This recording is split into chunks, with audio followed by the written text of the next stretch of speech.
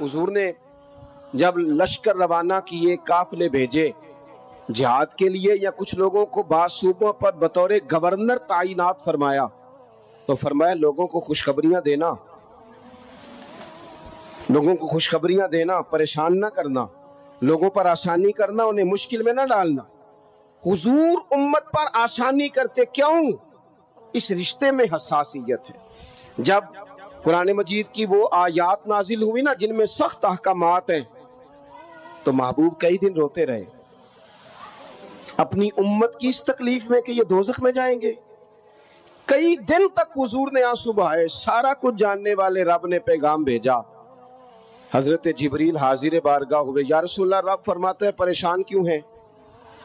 کہا اللہ نے سخت حکم دے دیا ہے، امت کمزور ہے، کیسا پورا کرے گی؟ اللہ کرے آپ کی پوری توجہ ہو جائے میری بات پر، آمین تو کہہ دیں، آمین تو کہہ دیں یار۔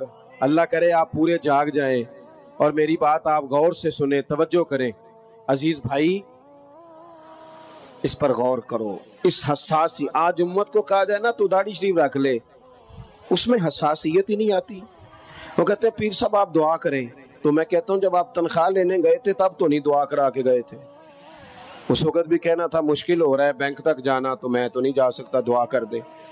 جب آپ مال حاصل کر رہے تھے کسی جگہ تھے، وہ تو بڑی آسانی سے آپ نے لے لیا، اور داڑھی کے لیے پہلے آپ کو وظیفہ دیا جائے، دعائیں کی جائیں، آپ کے لیے چلہ کیا جائے، پھر آپ سنت شریعت کی طرف آئیں گے۔ حساس رشتہ، رسول کائنات آنسو بہا رہے ہیں، کس طرح یہ امت حساب دے گی اللہ کے حضور؟ کیسے؟ بڑی کاہلی ہے ہمارے اندر، بڑی سستی ہے، ہم بڑی آزمائشوں میں۔ حضور جانتے جب محبوب کئی دنوں تک روئے، اللہ کرے امتی بھی کبھی کبھی حضور کی یاد میں روئے۔ ایک تو یہ ہماری محفلیں ہیں نا جن میں مجبور کر دیتا ہے خطیب، واعظ، نعت خواں، تو مجبوراً بھی سبحان اللہ کہنی پڑتی ہے۔ کاش کبھی گھر میں بیٹھے بیٹھے بھی دل کرے اور ہم کسی نعت خواں کے دروازے پہ اسپیشل جا کے دستک دیں اور اسے کہیں دل بڑا پریشان ہے، مدینے والے کی کوئی نعت تو سناؤ۔ کبھی ایسا بھی ہو نا کہ گھر میں پیسے نہ ملنے پہ تو ٹینشن ہوتی ہے، اور کوئی مقدمہ آ جائے تو پریشانی ہوتی ہے، لڑائی ہو جائے تو ہوتی ہے، کبھی یوں بھی تو ہو نا رات کو ابا جی رو رہے ہوں بستر پہ، اور بڑا رو رہے ہوں اور تڑپ کے رو رہے ہوں، بچے آ کے اماں سے پوچھیں کیا مسئلہ ہے ہمارے ابا کو، کوئی پریشانی ہے، کوئی ڈاکٹر کو بلائیں، کوئی دکھ ہے؟ اماں کہتی ہے جاؤ تمہارے والی بات نہیں۔ بچے اصرار کر کے کہتے ہیں نہیں اماں بتا تو صحیح مسئلہ کیا ہے؟ تو اماں ٹھنڈی آہ بھر کے کہتی ہے پتر تمہارے باپ کو نا نبی پاک کا مدینہ یاد آتا ہے، جنوں ویکھ کے ٹھردیاں اکھیاں نے تے جنوں ویکھ کے ٹھردا سینہ ہے، ربا تیری ساری خدائی چ ایک ہی تے شہر مدینہ ہے۔ پیسے جتنے آگے جی انہیں بڑے نے انہاں سٹیو تہاڈی مہربانی، اسی کڈی سمجھدار قوم آ، پہلے آپ ہی کھلاری دینے پھر آپ ہی کٹھی کری دینے، کیسی بات ہے۔ غوث پاک کی محفل میں لوگ بندے گنتے تھے، توبہ کس کس نے کی، ہماری محفلوں میں لوگ نوٹ گنتے ہیں اور اسپیشل بندے رکھے ہوئے نوٹ گننے کے لیے۔ بس کریں یار، چھوڑ دیں، بڑا ہو گیا یہ کام ہماری۔ سنیں جی، سنیں، اللہ خوش رکھے، اللہ آپ کو خوش رکھے۔ اور میرے بھائی اللہ جزا دے، سنیں، ہمیں جو کچھ دین نے دے دیا ہے وہ ہماری اوقات سے پہلے ہی بڑا زیادہ ہے، تو یہ نوٹ شوڑ تو یہ تو بات ہی پیچھے رہ گئی ہے۔ سانو تخت ہزارے دی لوڑ کی ہے، نہ لکھی لگے شہر بمول دے نال، اسی اپنی بال کے سیکنے آ، سانو کی لگے کسی اور دے نال۔ یہ چھوڑ دیں یہ کام، یہ کوئی اتنا مناسب نہیں لگتا۔ اللہ جزائے خیر دے۔ آپ توجہ کریں کیا عرض کر رہا ہوں۔ تو شدید حضور سید عالم صلی اللہ علیہ وسلم رو رہے ہیں آزمائش میں، امت کی آزمائش کو دیکھ کر حضور رو رہے ہیں کہ امت آزمائش میں۔ حضرت جبریل نے جا کے عرض کی یا رسول اللہ وہ جو خاص حساسیت ہے نا حضور کی طبیعت میں امت کے حق میں، اس کے لیے حضور رو رہے ہیں۔ تو رب کریم نے کیا پیغام دیا؟ کہا کہہ دو محبوب سے جا کے وَلَسَوْفَ يُعْطِيكَ رَبُّكَ فَتَرْضَىٰ، محبوب رب آپ کو اتنا دے گا کہ آپ اپنے رب سے راضی ہو جائیں گے، راضی کیا جائے گا امت کے حق میں۔ اور حضور فرمانے لگے جب تک ساری امت جنت میں نہیں جائے گی میں نے راضی نہیں ہونا۔ حضور کا یہ رشتہ حساسیت والا ہے، اور چونکہ ہمارے پاس تو اب ہم بعض دفعہ لگتا ہے کہ زیادہ عالم ہو گئے لوگ، تو ہماری دیواروں پر نا، اسکولوں کی دیواروں پر انگریزوں کے قول بھی اب لکھے ہوئے ہیں، تو کئی دفعہ پوچھنے کو دل کرتا ہے انتظامیہ سے کہ حدیثیں ساری یاد ہو گئی ہیں بچوں کو، جو تمہیں اب قولوں کی ضرورت پڑ گئی وہ بھی غیروں کے اقوال تک تم آ گئے ہو۔ اس قوم کو تم نے حضور کے فرامین سارے سنا لیے۔ او خدا کے بندو، حضور نے تو اتنا حساس کر کے یہ رشتہ بتایا ہے کہ باریک باریک نقطے بھی سمجھائے، یہ کام نہ کرنا دوزخ میں چلے جاؤ، یہ کام کرنا تمہارا فائدہ، ایک ایک بات کھول کے بیان کی۔ امت کے پاس ٹائم ہی نہیں ہے حدیثیں پڑھنے کا، وقت ہی نہیں ہے۔ ہمارا تو مزاج بن گیا نقطے سننے سنانے کا، نقطے۔ وہ ہمارا نقیب محفل اسٹیج پہ بھاگ کے ادھر جاتا ہے، پھر بھاگ کے ادھر آ جاتا ہے، وہ کیوں لگا کہتا میں جملہ دین لگا۔ او خدا کے بندے، تو جملہ رہن دیکھا، تو کوئی آیت دے، تو کوئی حدیث پاک پڑھ۔ اور پھر وہ بعض اوقات، میں تو چونکہ کمزور سا بندہ ہوں، تو وہ جب 50 کو دفعہ کہتے ہیں نا تیار ہو جو جملہ دین لگا، تو ایسے لگتا ہے جملہ نہیں آئے گا، کوئی ایٹم بم بھی آئے گا۔ بھائی تو دے دے جو تو نے دینا، اتنا پریشان تو کس بات کا ہو گیا؟ اور پھر سارے کہہ رہے ہیں، جتنے آئے نقیب، نعت خاں، خطیب، سب کہہ رہے ہیں سارا قرآن حضور کی تعریف ہے، تو پھر پڑھنا چاہ رہا ہے تو بھی تو پڑھ کوئی بھی نہیں رہا، کہی جا رہا ہے۔ اپنی زندگی کے اندر حضور نے جو ہمیں اسباق دیے، جمعے والے دن ٹائم پہ مسجد جایا کرو۔ مولوی نکمہ بھی ہو نا میری طرح کا، آپ وقت پہ جائیں گے تو وہ جلد تیاری شروع کر دے گا، آپ آخری 10 منٹ جاتے ہیں تو وہ کیا مولانا دیواروں کو تقریر سنائیں؟ تیاری کریں، حضور کے فرامین سنیں، اور نبی پاک صلی اللہ علیہ وسلم نے جہاں جہاں ہمیں اسباق پڑھائے ہیں وہ اس رشتے کی حساسیت کو دیکھیں، چونکہ حضور نے بڑا حساس رشتہ بنایا امت سے، تو پھر امت کے دل بھی حضور کے حق میں بڑے حساس ہیں۔ اپنے مزاج کے لحاظ سے نا نرم طبیعت کے آدمی حضرت صدیق اکبر، کچھ لوگ نرم ہوتے ہیں نا بیچارے، جو گیا مان لی، جو گیا مان لی، ان کو لوگ تنگ بھی بڑا کرتے ہیں۔ یہ بھی میں آپ کو بتا رہا ہوں، وہ جس بندے کا پتہ ہوتا ہے نا کہ جناب اس کے پاس گئے تو یہ اکثر تارے شاٹ بھی رہتی ہیں، تو وہاں ذرا جاتے بھی لوگ تھوڑی احتیاط کرتے ہیں۔ حضرت ابو بکر صدیق طبعاً نرم طبیعت کے تھے، کشادہ روئی، خندہ پیشانی مزاج کا حصہ تھا، وہ دیر تک صبر کرنے کے عادی تھے۔ لیکن ایک دن ان کے والد آئے جناب ابو قحافہ رضی اللہ تعالیٰ عنہ، بعد میں انہوں نے کلمہ پڑھا، ایک دن حضور کی بارگاہ میں شکایت لے کے آئے۔ اب کسی اس بندے کی شکایت آ جائے نا جس کی توقع نہ ہو، جس سے توقع نہ ہو، وہ کسی نے کہا تھا نا کہ تجھ سے شکوہ نہیں بے وفائی کا، پر تجھ سے امید بے تحاشا تھی، تیرے اوپر امیدیں بڑی تھیں، تو نے یہ جو کام کیا نا یہ تھوڑا عجیب لگا ہے، تجھے نہیں کرنا چاہیے تھا، کوئی اور کر دیتا تو چلو بات اتنی سخت نہیں تھی، تجھے نہیں کرنی چاہیے تھی، تیری بنتی نہیں۔ حضرت صدیق اکبر طبی طور پر نرم آدمی، لیکن ان کے والد آئے حضور کی بارگاہ میں، اور بزرگ ہیں اور نابینا ہیں اور لاٹھی تھامے ہو، اور انہوں نے بڑی عجیب بات کی، کہا یا رسول اللہ حد ہو گئی، آج تو ابو بکر صدیق نے مجھے تھپڑ مارا ہے، تھپڑ مارا ہے۔ یہ ابھی وہ مسلمان نہیں تھے، شکایت آئی، کریم محبوب علیہ السلام کے گرد جتنے لوگ کھڑے تھے محو حیرت ہو گئے کہ ابو بکر صدیق یہ کام کریں گے۔ حضور نے فرمایا بلاؤ نا جناب صدیق کو، حاضر بارگاہ ہو گئے، ہاتھ باندھے، نظر جھکائی ہے۔ حضور نے فرمایا ابو بکر لوگوں کو تو یقین ہی نہیں آ رہا، تم نے تھپڑ مارا باپ کو؟ خاموش کھڑے، خاموش۔ کریم نے فرمایا ابو بکر سن رہے ہو میں نے کیا کہا، باپ کو مارا ہے؟ چپ کھڑے۔ تیسری دفعہ حضور نے فرمایا بولتے کیوں نہیں؟ انہوں نے نا گردن اٹھائی، آنسو ٹپ ٹپ داڑھی پہ گر رہے، رو کے عرض کرنے لگے یا رسول اللہ باپ سے کہیں خنجر لے کے میرا گلا کاٹ دے، میں سی نہیں کروں گا، پر اس نے نا آج آپ کے بارے میں بات کی ہے، آپ کی شان اقدس کے بارے میں کچا جملہ بولا ہے، آپ کے بارے میں کمزور بات کی ہے۔ یا رسول اللہ میں سارا کچھ سہ سکتا ہوں، پر آپ کا اور میرا رشتہ، حضور آپ کی اور میری بات تن تندور تے ہڈیاں بالن، اسی ہاواں نال تپایا ہے، کپ کپ مکیاں پیڑے کیتے، اتوں عشق پلیتھن لایا ہے، تن دا سالن تے من دی ہانڈی، لون صبر دا پایا ہے، غلام فریدہ میں ساری تیری۔ تین وجہ یقین نہیں آیا؟ فرمانے لگے، عرض کرنے لگے یا رسول اللہ صلی اللہ علیہ وسلم انہوں نے آپ کے بارے میں بات کی ہے، شکر کرے میرے ہاتھ میں تلوار نہیں تھی، ورنہ میں باپ کا سر کاٹ دیتا، اس لیے کہ ہر چیز برداشت ہے۔ محبوب کی شان کے بارے میں کوئی بات کرے یہ امت کو برداشت نہیں ہوتی، ہم یہ کیسے قبول کریں، کیسے اس بات کو قبول کریں؟ عزیز بھائی، اس رشتے میں حساسیت آپ دیکھیں، صحابہ نا اس حساسیت، اور صرف ناموس رسالت کے مسئلے میں نہیں، ہر مسئلے میں وہ حضور کے حق میں حساس تھے۔ ہمیں ہر مسئلے میں ہی حساس ہونا ہے۔ توجہ ہے آپ کی میری بات پہ؟ مجھے آپ کی گرمی کا بڑا سخت احساس ہے، اور جو لوگ بڑی تکلیف میں بیٹھے ہیں یہ بھی مجھے اس بات کا بھی اندازہ ہے۔ میں کوئی بات لمبی نہیں کرنے والا، بات بڑی جلدی ختم کرنے لگا ہوں۔ اللہ کے محبوب جمعہ پڑھا رہے تھے، تو ایک آدمی کھڑے ہو گئے تو محبوب نے فرمایا بیٹھ جاؤ، نام نہیں لیا۔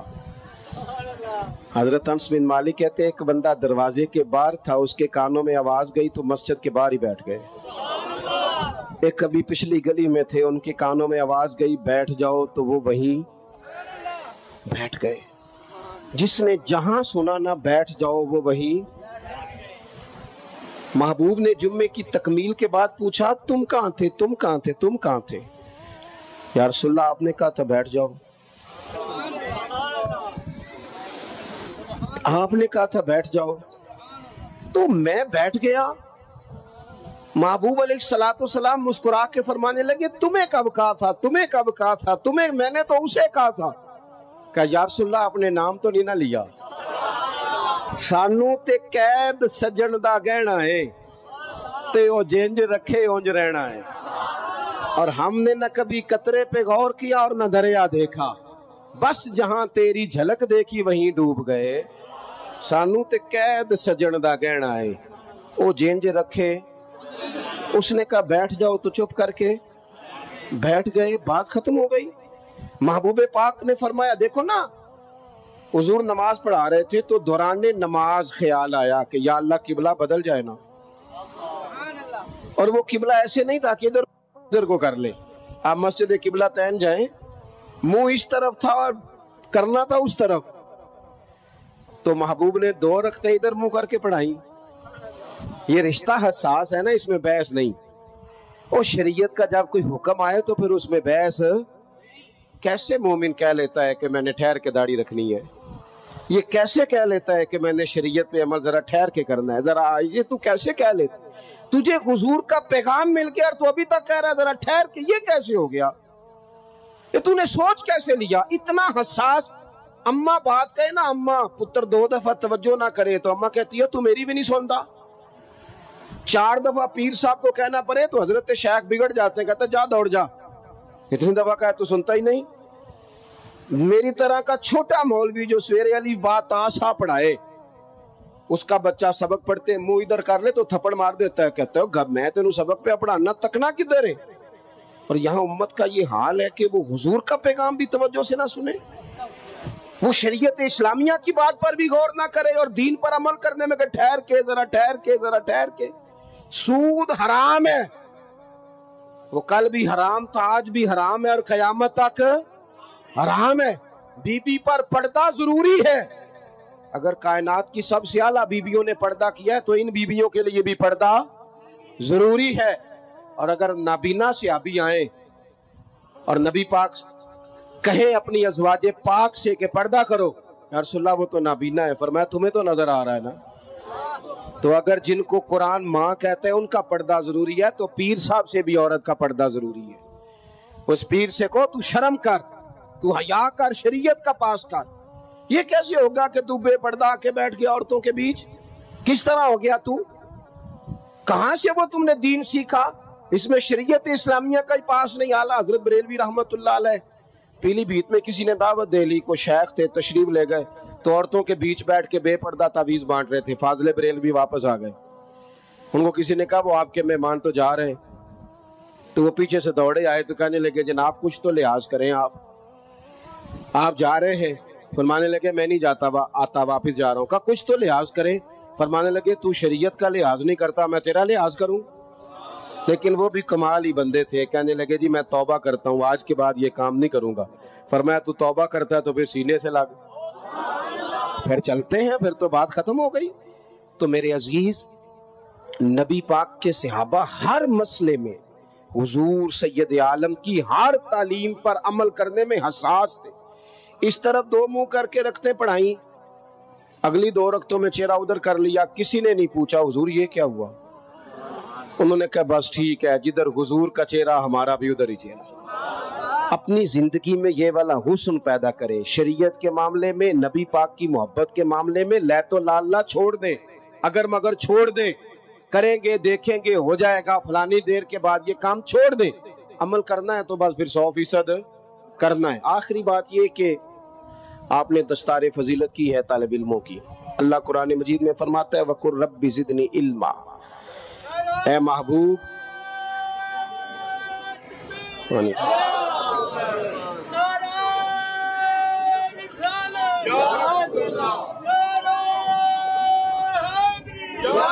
ماشاءاللہ. اللہ کریم نے محبوب پاک علیہ السلام سے کہا کہ اے محبوب آپ میری بارگاہ میں عرض کریں، آپ مجھ سے دعا کریں. کیا؟ رب زدنی علما. صرف آیت کا ترجمہ اگر آپ کی سمجھ میں آ جائے، مفہوم آیت، رب کہتا ہے محبوب مجھ سے کہیے رب زدنی علما، یا اللہ میرے علم میں اضافہ کر دے. یقین کی بات ہے وَعَلَّمَكَ مَا لَمْ تَكُنْ تَعْلَمْ. رب کہتا ہے جو نہیں پتا تھا سارا حبیب کو سکھا دیا. انہیں اللہ نے غیب کے خزانوں کی کنجیاں دے دی، لیکن پھر بھی کہا مجھ سے آپ عرض کریں یا اللہ میرے علم میں.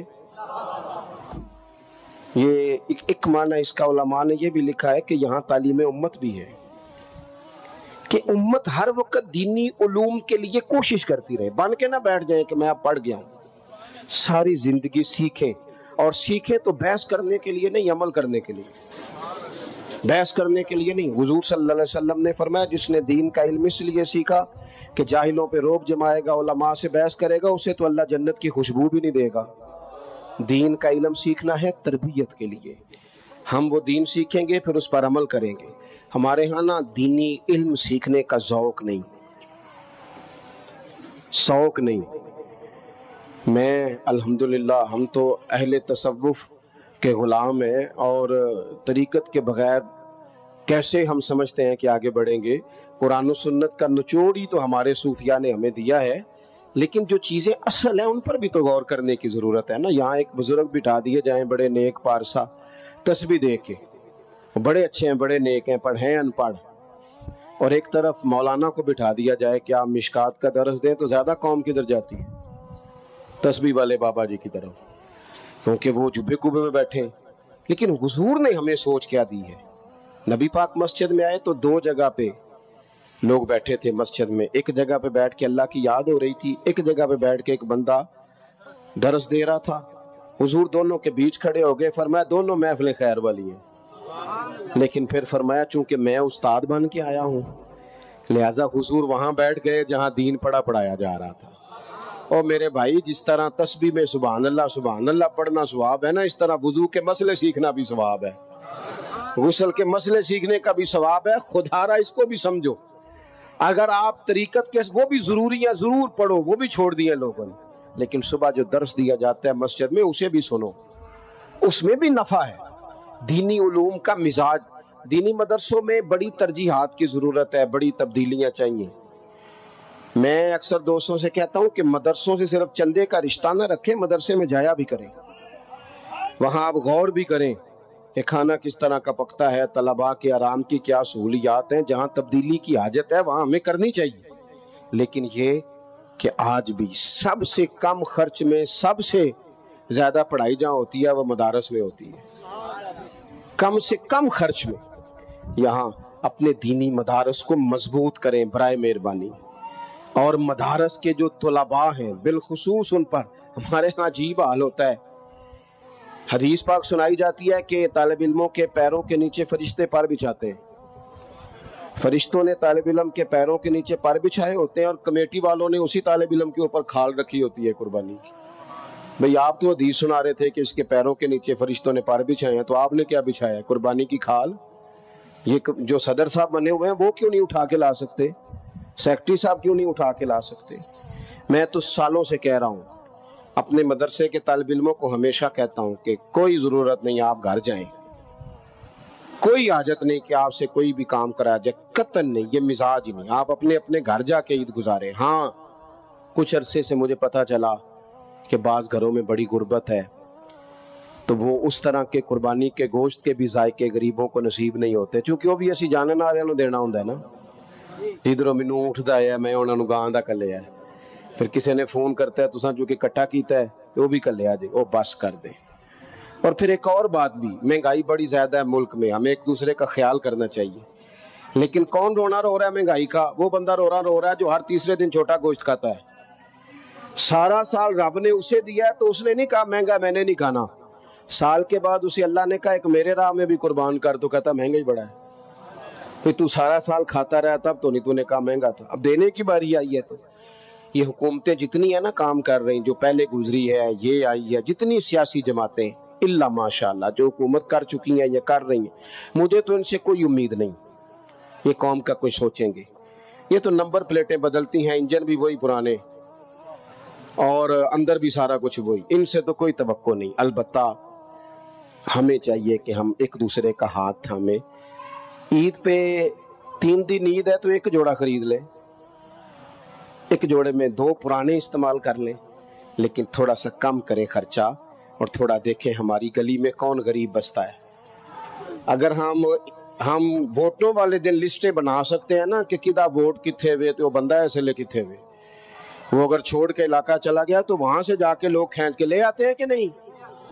تہاڈا علاقہ چنگا، میرے خیال ایتھے انج نہیں ہوندا، تسی بول دے نہیں نا، ہاں پہنچ جاتے ہیں نا ادھر سے کہ آپ آئیں جناب، وہ کرتے ہو نا، ساری لسٹیں بن جاتی ہیں، پتہ چل جاتا ہے۔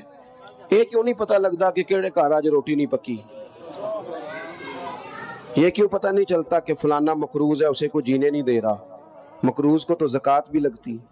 اگر ووٹوں کی لسٹیں بن جاتی ہیں تو یہ لسٹ نہیں بن سکتی قربانی کس کس نے نہیں کی۔ خدا را ایک دوسرے کا بازو تھامے۔ ہم تو اس محبوب کے ماننے والے ہیں جنہوں نے کہا کہ جس کا پڑوسی بھوکا سو گیا وہ تو اللہ رسول پہ ایمان ہی نہیں لایا۔ یہ کیسی بات ہے کہ ہم لوگ کھل کے کھائیں اور دائیں بائیں ہمارا خیال ہی نہ جائے؟ تو 3 باتیں عرض کی ہیں۔ سب سے پہلے تو نبی پاک سے ہمارا احساس والا رشتہ ہے، شریعت پر فوراً عمل کرنا چاہیے، ہمیں اپنے آپ کو پوری کوشش میں لانا چاہیے۔ دوسری بات، دینی علوم کی رغبت کریں، مسائل کو سیکھیں، ان پر عمل کریں، پوچھیں جس بات کا نہیں پتا۔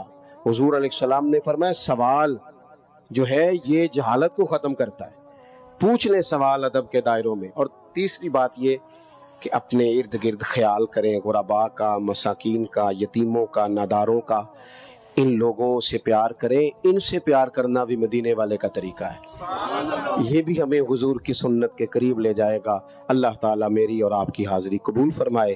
آخر دعوایا ان الحمدللہ رب العالمین۔